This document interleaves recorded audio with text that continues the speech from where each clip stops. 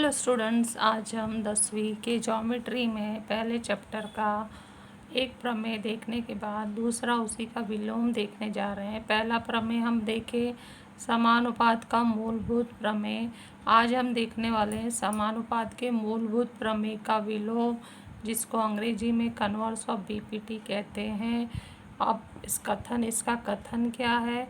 यदि कोई रेखा किसी त्रिभुज के दो भुजाओं को समान अनुपात में विभाजित करती हो तो वह रेखा उस त्रिभुज के तीसरी भुजा के समांतर होती है। तो मतलब इस त्रिभुज में ये बीच से जो रेखा जा रही है, दो भुजाओं को भिन्न बिंदुओं पर काट रही है, वो उन दो भुजाओं को समानुपात में भी विभाजित कर रही है। तो ऐसा अगर आ जाए तो वही रेखा तीसरी भुजा के समांतर हो जाती है। समानुपात के मूलभूत प्रमेय में हमें पहले ये समांतर दिया गया था और अन्य दो भुजाओं को समानुपात में बांटा गया था। समानुपात के मूलभूत प्रमेय के विलोम में हमें अनुपात दिए जा रहे हैं दो भुजाओं के जो समान है, और अगर वो समान हो जाते हैं तो बीच वाली रेखा तीसरी भुजा के समांतर हो जाती है। तो इस तरह से आप दोनों में अंतर आपको समझना ज़रूरी है, रटने की ज़रूरत नहीं है। अंतर क्या है दोनों में समझना है। और सवाल हल करने के लिए सवाल बहुत ही उपयोगी है। ये जो प्रमेय बहुत ही उपयोगी है, इसलिए इसका हम कथन जो है हेडिंग याद करेंगे, कथन से आकृति देखेंगे कैसे बनता है, फिर उससे दत्त लिखेंगे और साध्य लिखेंगे। दत्त साध्य तक हम जो प्रमेय याद करते हैं तो वो बन जाता है हमारा सूत्र। तो इस तरह से समानुपात का मूलभूत प्रमेय और समानुपात के मूलभूत प्रमेय का विलोम उपयोगी होगा हमारा प्रश्न संग्रह 1.2 हल करने के लिए। इसके साथ साथ कोण समद्विभाजक और तीन समांतर रेखाओं का गुणधर्म था जो कि कैंसल है। तो चलो अब यहाँ पर हम दत्त पे लिखते हैं कि त्रिभुज ABC में रेखा L भुजा AB तथा भुजा AC को बिंदु P तथा बिंदु Q पर इस प्रकार प्रतिच्छेदित करती है कि जो अनुपात बनेगा, पहले भुजा पे अनुपात क्या बन रहा है, AP बटे PB, AP बटे PB बराबर है दूसरे भुजा पर AQ बटे QC, AQ बटे QC। तो ये हो गया हमारा दत्त। तो जैसे ये दत्त हो जाएगा तो हमारा साध्य क्या कहलाएगा, जो साध्य क्या बनेगा कि ये बीच वाली रेखा तीसरी भुजा के समांतर है। तो रेखा L समांतर है भुजा BC। तीनों भुजाओं का नाम आ गया, भुजा AB, भुजा AC और भुजा BC। तो ये हमें याद रखना है, कथन समझने के लिए याद रखना है, आखिरी दत्त और सारे सवाल के लिए याद रखना है। और सवाल में जब कारण लिखेंगे तो ये उपयोगी होता है। कथन का हम कारण नहीं लिखते, उसके हेडिंग का कारण देते हैं। तो आगे हम चलते हैं अभी सवाल करने के लिए, लेकिन सवाल करने से पहले हमें सूत्र याद करना होगा जो कि हमें यहाँ पर पेज नंबर 11 पर किताब में दिया गया है। एक साथ सूत्र, इसे ध्यान में रखें। 4 सूत्र दिए गए हैं, जिसमें पहला समानुपात का मूलभूत प्रमेय है, दूसरा समानुपात का मूलभूत प्रमेय विलोम है, तीसरा कोण समद्विभाजक है, चौथा समांतर रेखाओं द्वारा तिर्यक रेखा के बने गुणधर्म का है। तो तीसरा चौथा पोर्शन में नहीं है, वो कट है। पहला और दूसरा इस सूत्र का जो लिखा हुआ है उसे याद करना है। अब इसी पर आधारित प्रश्न संग्रह 1.2 देखेंगे। तो पहला क्वेश्चन कोण समद्विभाजक पर आधारित होने के कारण वो कैंसल है।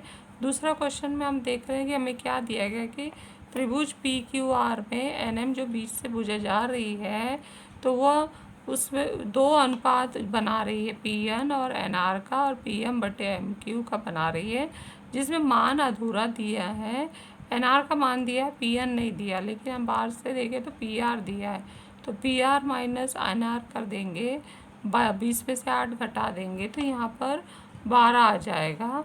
और इसी तरफ से भी यहाँ भी देखें कि पी क्यू 25 और पी एम 15 है, तो पी एम की एक रेखीय होने के कारण ये घट के कितना आ जाएगा, 10 यहाँ पर आ जाएगा और यहाँ पर 12 आ जाएगा। और हमें क्या बोला है कि रेख एन एम भुजा आर क्यू के समांतर है क्या, ऐसा स्पष्ट करो। तो जो एन एम है वो आर क्यू के समांतर है क्या, उसे स्पष्ट करना है।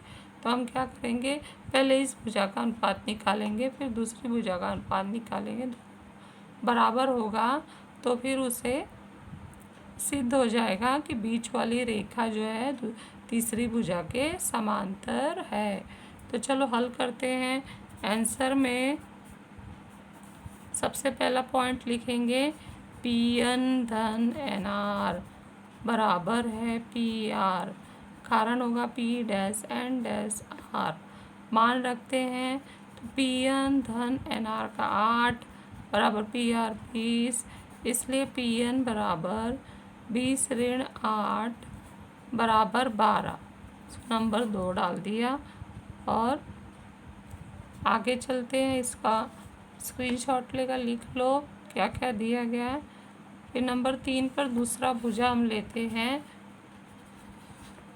दूसरे भुजा का नाम क्या है, पी क्यू, और बीच में एम है, तो पी एम धन एम क्यू बराबर है पी क्यू, कारण होगा पी एम क्यू एक रेखी। फिर उसके बाद जो है पी एम का मान दिया है 15 धन एम क्यू निकालना है, बराबर पी क्यू का मान कितना यहाँ पर दिया है 25, इसलिए एम क्यू बराबर हो जाएगा 25 ऋण 15 10 आ गया। अब हम क्या करेंगे, अनुपात निकालेंगे। पहला अनुपात क्या बढ़ रहा है, पी एन बटे एन आर। पी एन बटे एन आर बराबर है 12/8। 4 के पहाड़े से कट जाएगा, 4 दूनी 8, 4 3 12, 3/2। छठवां निकालते हैं। छठवां अनुपात है पी एम बटे एम क्यू। पी एम बटे एम क्यू बराबर है 15/10।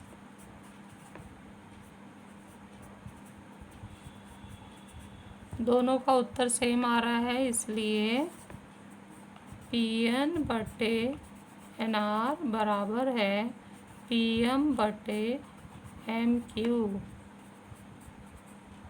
कारण हो जाएगा इसका 5 और 6 से। आप देख रहे हैं ये दोनों अनुपात पी एन बटे एन आर बराबर है पी एम बटे एम क्यू, तो यहाँ पर कौन सा प्रमेय लग जाएगा, समानुपात के मूलभूत प्रमेय के विलोम से। तो यहाँ पे 8वें नंबर पर हम लिखेंगे, इसलिए बीच वाली भुजा रेख एन एम समांतर है भुजा क्यू आर। एन एम जो हो गई तीसरी भुजा के समांतर हो गई भुजा क्यू आर, कारण इसका हम देंगे 7 वाले प्रमेय का उपयोग किया है, 7 से और समानुपात के मूलभूत प्रमेय के विलोम से।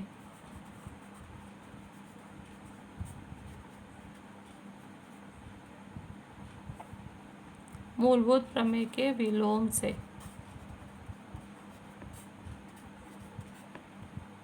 तो इस तरह से हमारा जो ये एन एम है भुजा क्यू आर के समांतर हो गया है, और ये सवाल भी हमारा कंप्लीट हो गया। अक्सर ये पूछा जाता है, तो आप लोग ये पेज और ये पेज का स्क्रीनशॉट लेकर लिख लीजिए।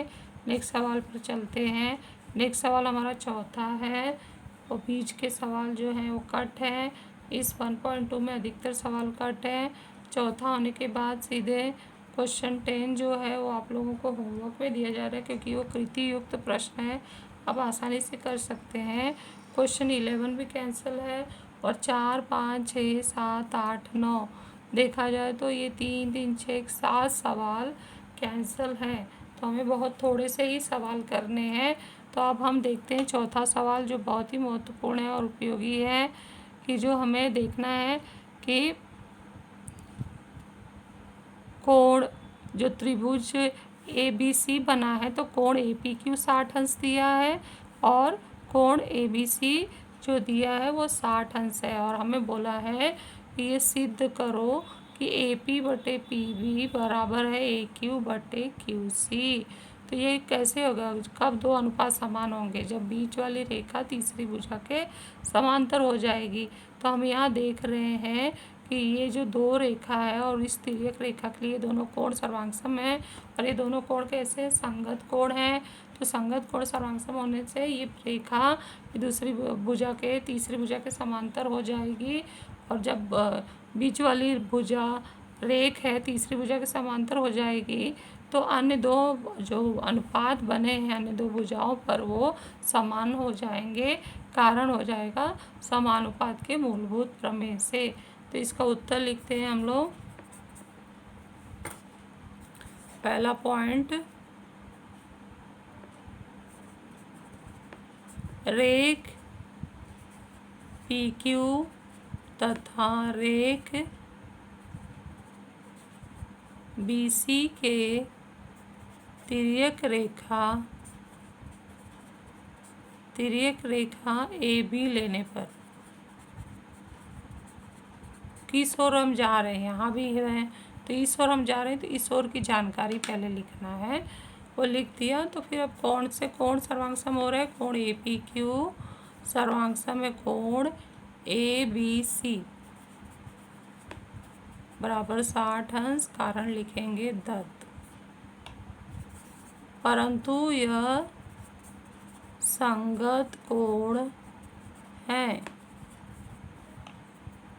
आकृति से, इसलिए रेख PQ समांतर है भुजा BC। कारण होगा संगत कोण कसौटी से, ये हम 9th में पढ़े हैं। अब त्रिभुज में जाएंगे। त्रिभुज में ये दो भुजा समांतर हो गए, इसलिए त्रिभुज ABC में ये बीच वाली भुजा तीसरी भुजा के समांतर है तो अन्य दो भुजाओं का अनुपात कैसे हो जाएंगे, बराबर हो जाएंगे। AP/PB बराबर है AQ/QC। इसका हम बॉक्स बना देंगे। हमारा उत्तर आ चुका है। कारण लिखेंगे 3 का हमने उपयोग किया और प्रमेय लगाया समानुपात के मूलभूत प्रमेय से। तो इस तरह से आसान आसान सवाल होते हैं, अच्छे से इसे समझ के कर लीजिए।